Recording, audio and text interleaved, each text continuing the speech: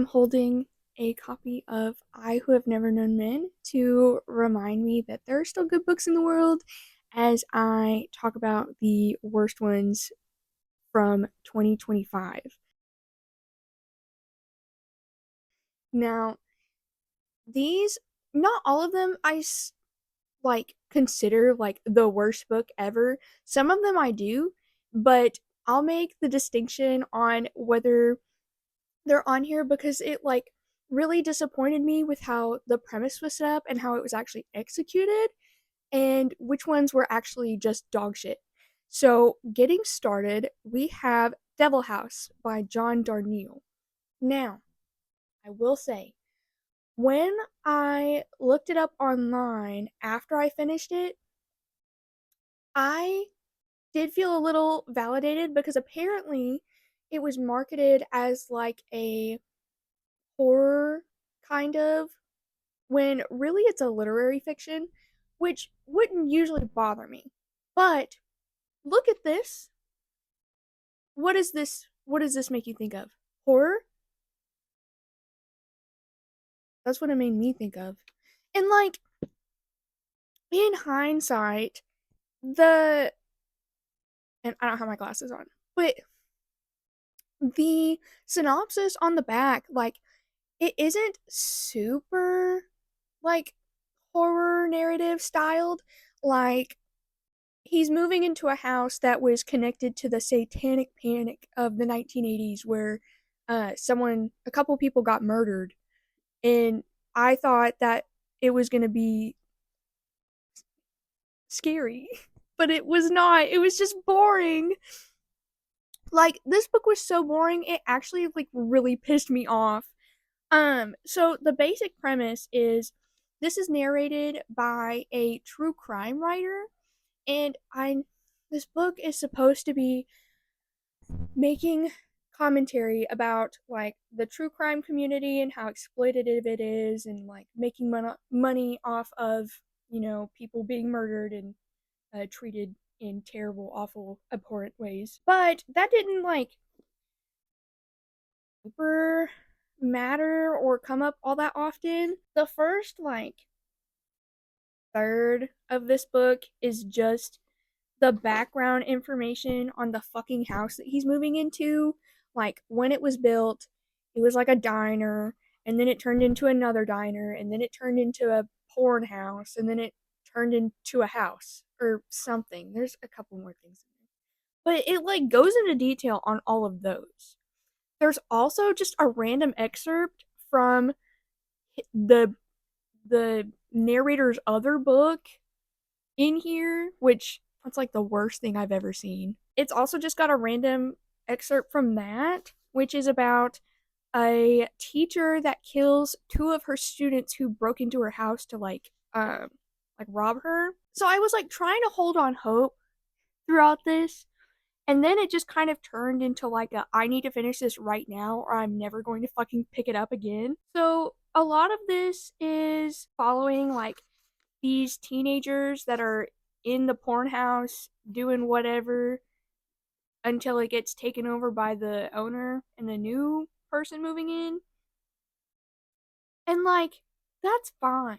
But it's not scary, and it was honestly really boring and kind of pointless. And then, slam in the middle. Can you tell me what the fuck this is? Can you see that? What the fuck is that? I'm not even joking, I had to skip this because the font is so hard to read that I just could not get through it. I'm not even gonna try. Mm-mm. But there's just like a whole section that's just that. And it's written in like ye old English, which is fine, and I know how to read that. But it's like, it didn't make any sense for it to just be in there because it's written in that sort of language, but it's still about the same characters and nothing in their situation changed. Which I didn't read that section because I couldn't. That really set me off, like, actually. Now, this is going to be like huge spoilers, not if you've seen my other videos about this book. It basically retconned everything that it did because he made it up for the story, which is the commentary on true crime. And then not only that, the last chapter is from the point of view of fucking no one. He was like, he's unnamed, but he's like the writer's best friend when they were children. And by children, I mean literally like 3 to 6, if that. And him like talking all about the writer and then finding out from the writer that none of it's real. He made it up for the story. Waste my fucking time. I mean, I guess it's on me for not DNFing, but I don't know. Like, even like thinking about it as a literary fiction, like, it does not do enough to, one, be this many pages. And two, it doesn't say much of anything. Like, there's this one section of one of the moms of the murdered teenagers writing to the writer about what her child was like and how he could never really understand him. Which is like, yes, but the writer like barely reflects on it. We're just reading it. We're just reading the letter. Like, I just don't think this book sets out and really accomplishes what it's doing.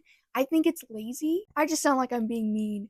But this is just like one of the worst books I've ever read. No joke. I'm only keeping it because I paid money for it. And the cover's really cool. The first cover is cool. But yeah, first worst book of 2025. Steer clear unless you like really slow. It's hard to like characterize him too because you don't know fuck all about him.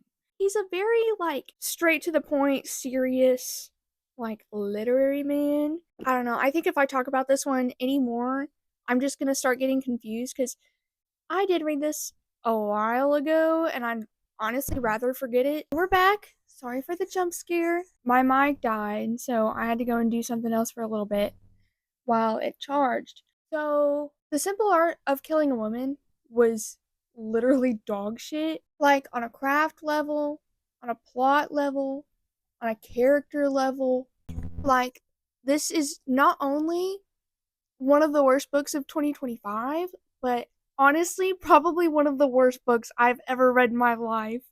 Like, okay, so the basic premise is it's about this white woman who goes to Brazil to get like reportings on their femicide rates, and she attends like some of the like meetings in the court meetings that they have with the prosecutors and the defenders. And what really irked me about this one is it really treats women as like stupid and defenseless. Like, basically, the narrator is saying that women can't help but be murdered because all men are evil. She has a better chance of survival, basically, because she watches true crime, and so she's aware of it. And it's really like pompous. She, as a white woman, is going into these like villages in rural Brazil.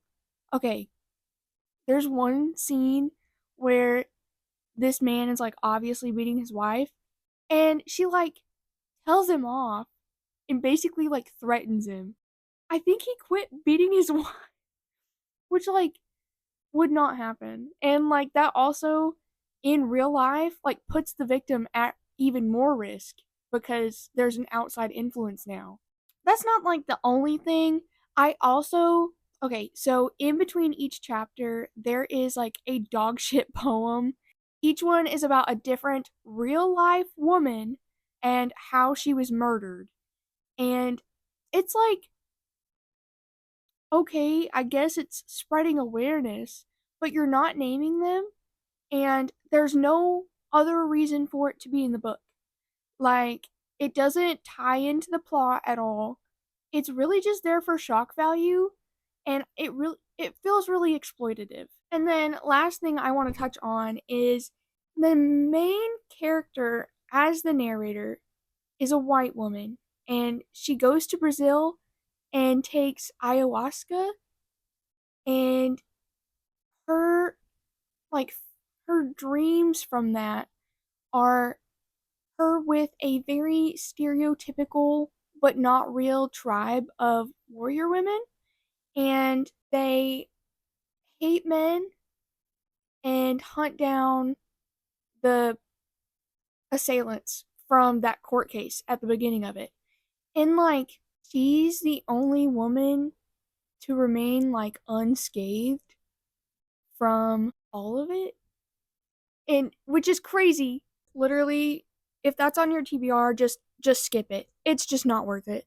And then moving on, we have The Bone Hacker, which I still have. And honestly, I'm getting rid of it now. It has been almost a year since I read this, and I don't think she's going to read her book, her romance book, to read this one. Maybe I'll just give it to her so she can look at my notes, but this is the 23rd book in a series. Why does a series need 23 books?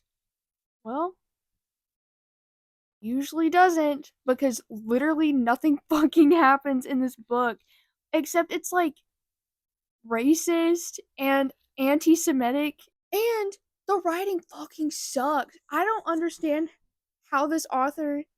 I really don't want to read any of their earlier books either, because it's usually you're supposed to get better, and I don't.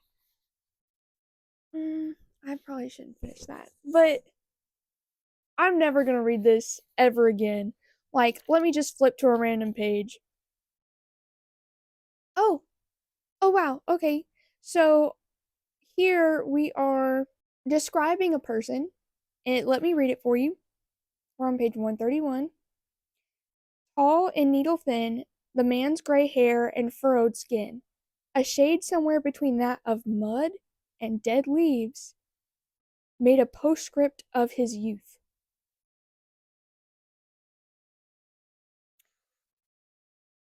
That's an interesting way to say that a character's black. And then the only one that's like not awful, but still not good, she's literally comparing them to food, like chocolate foods. And I just don't understand how this got put through. There's literally a part in here where I'm assuming she's talking to someone Hispanic, because the narrator says something like snotty and then calls her chica in italics, and has never said that before and did not say it since. Are you kidding?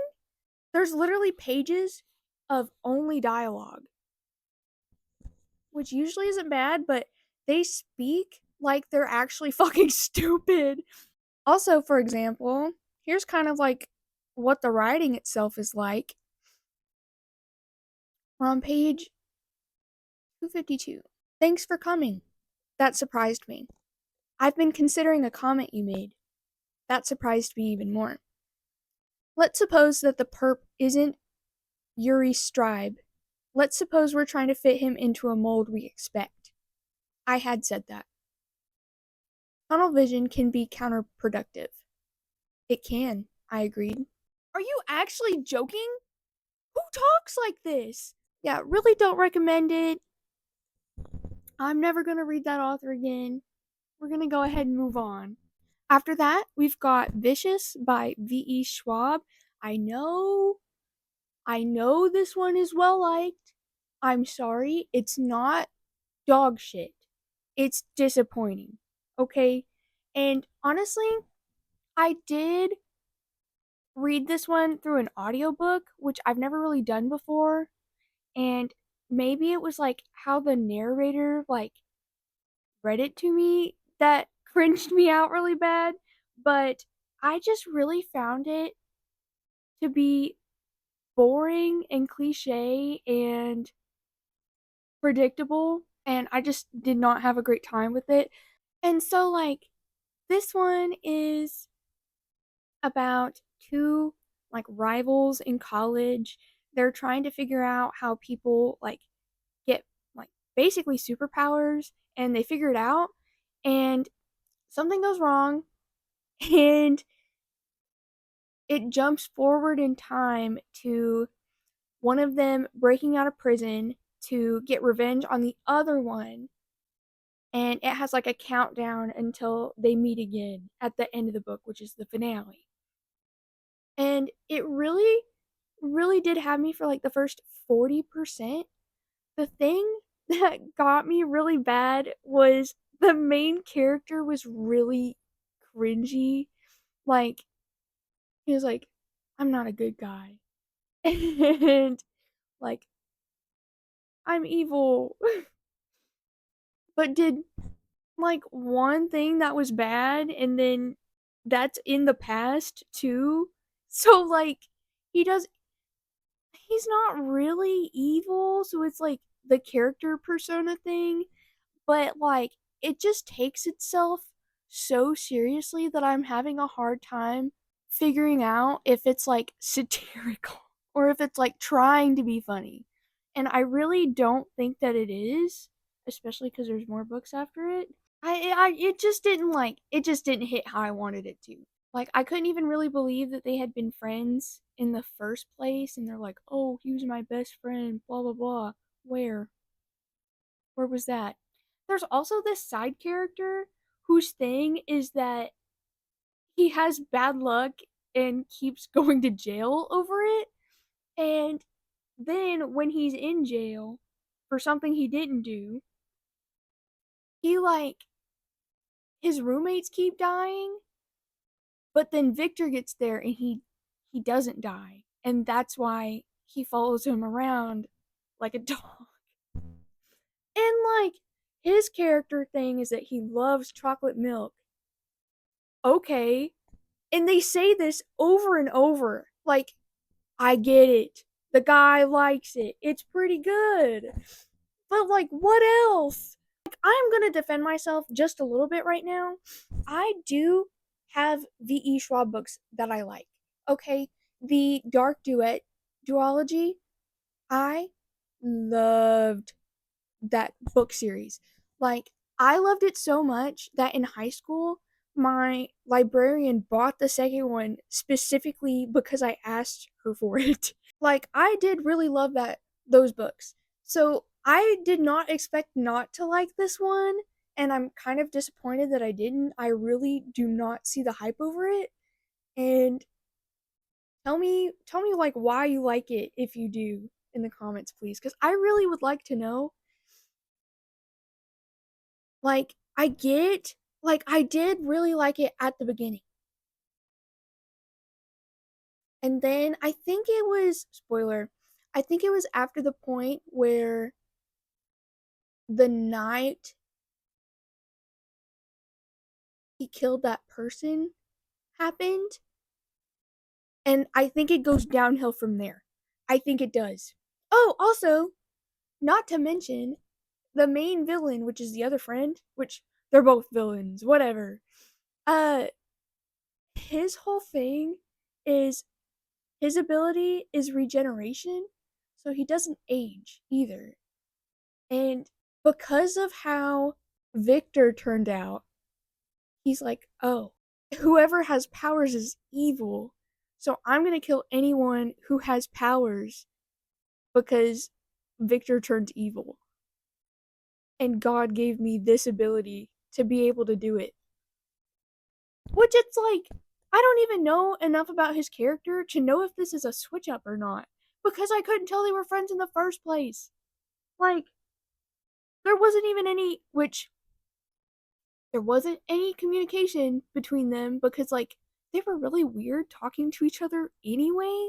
Okay, the last one that we have is Scrap by Calla Henkel. This one did have me, but not like in a gripping, oh, I'm loving this way, in like a, this isn't the worst thing I've ever read.